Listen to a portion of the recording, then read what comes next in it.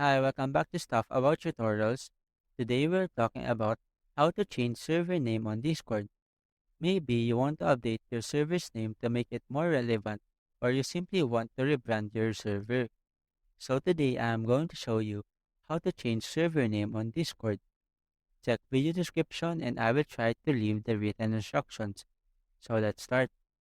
First, open your Discord application and log into your account. Once you are logged in, tap on these three horizontal lines at the top left corner of the screen. Here, select the server that you want to change the name of. For example, I will choose this server. From here, tap on these three dots at the top right corner of the panel. A menu will appear, and here, tap on this gear icon to open the settings page. In this page, tap on Overview. Now here, you can now see the current server's name. Now to change it, simply tap on this field and delete the current server name. After that, you can now type in the new name that you want to give to your server.